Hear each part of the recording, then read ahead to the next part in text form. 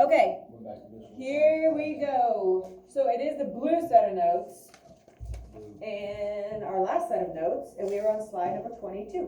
I'm on 23. I'm just kidding. You're an idiot. I should chapstick. All right, so we have one last topic. So you guys are actually pretty good with this energy business. And there's one last thing that kind of goes with this, and it is called work. And you're like, well, we know what work is. We don't need a whole little section on it. Well, in science, work has a very specific definition, kind of like speed and velocity do. Like, it's a little bit different in science than it is in kind of real life. So the definition for work in science is slightly different than maybe what you're thinking of, like, hey, I have to go to work today, or that's a lot of hard work. Work is going to be considered to be the movement of an object, and the movement has to be in the same direction as the force, and this is the key. The same direction as the force. So if you're applying a force in a different direction than the object is moving, then technically, according to science, no work is being done.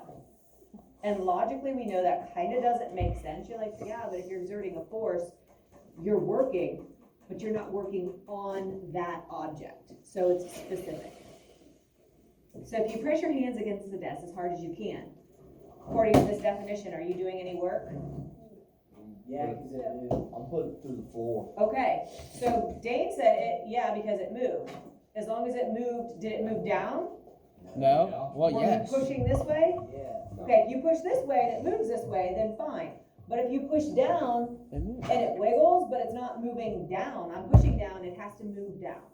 So technically, and like if I push on the wall, if I push as hard as I can on the wall, I'm probably not gonna be able to move the wall. So even if I push all day long and my arms are shaking and I'm all sweaty, I'm not gonna be able to get that wall to move. I've technically not done any work even though my body feels exhausted, right?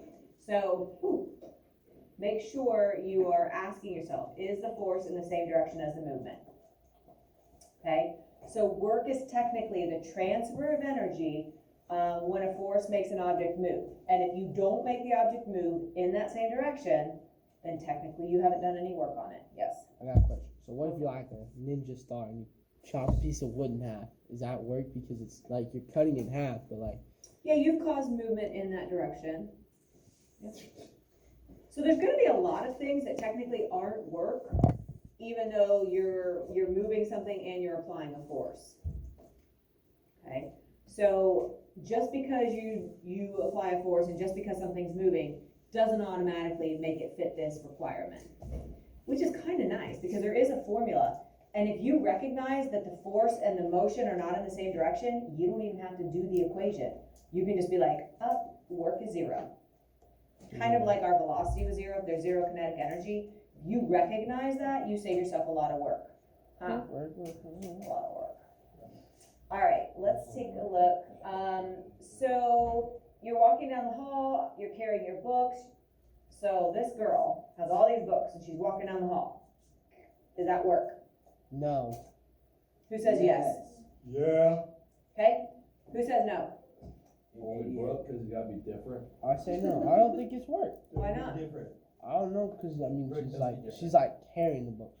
So I mean... So is she applying a force up to hold the books up? I mean, if she's strong, she's just holding them there. She ain't... Okay, but to have her arms there, that requires force, and that Yeah. force is working against the books, which is pulling down. But they're not going up, they're staying in the same spot.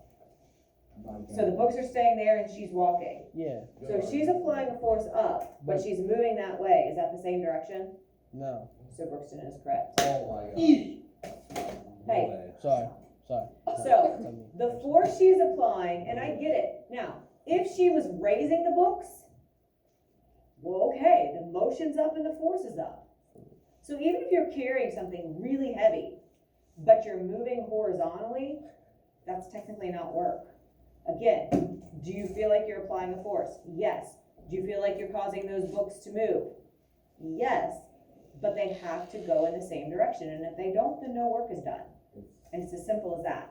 So those are the two things you have to ask. The direction of force is this way, but the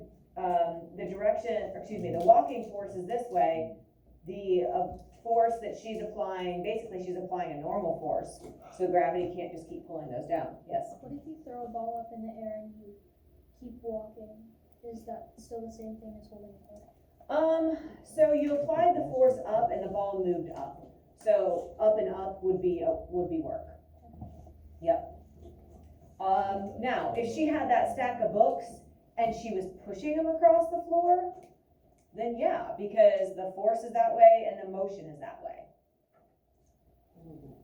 Right, so right now, this girl's holding the books horizontally, she's applying an upward force, and I get like she's not actually lifting them up, but her arms there, even if you're not pushing them up, your arms are applying a force to keep the books from slamming down.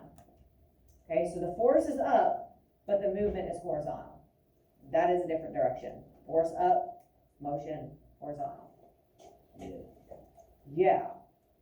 So the force and the displacement or the movement of that object have to be in the same direction, or work is zero. So you just have to ask yourself, what direction is the force? What direction is the motion? If it's the same, then you're good. If not, there's no work. All right, so we do have one final equation, and this is going to be a simple one. If force and motion are in the same direction, then we would need to do a calculation to figure out what the work is actually happening, or what work is being done.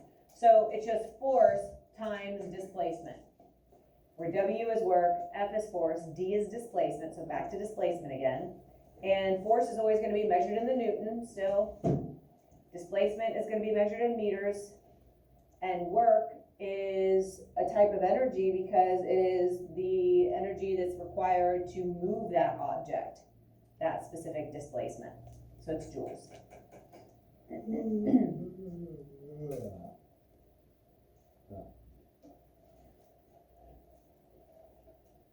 Okay. So at this point, you guys are experts at this, which is good, kind of sad that now I have you trained and you get to move away and go on to biology next year, and I have to train a whole new group. But that's okay, I'm glad that you've got it. You are really good at circling what we're solving for and underlining the things that are given. So you push a 100 kilogram television 30 meters across the floor. This requires a force of 70 newtons. How much work in joules was done while moving the television? So what is it that we're solving for here? What does it want us to do, Caden?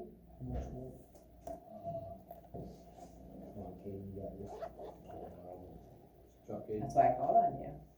You got this. I got it. Caden's got it. Does he? Caden has it. Put your name that. Joules. Yeah, how much work in joules? So that's what we're gonna circle, right?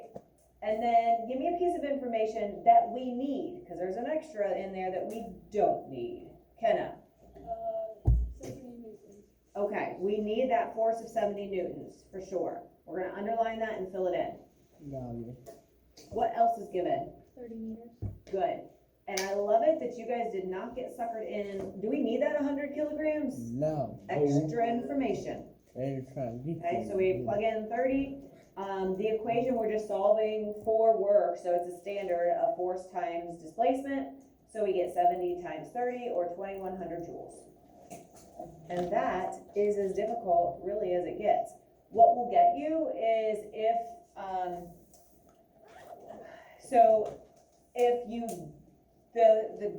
the displacement or the movement and the force are not in the same direction, you don't even have to do anything. You just put 0. I don't need to see any work. You just recognize that it is 0 joules of work done, I'm done. right? So you always just have to ask yourself that first.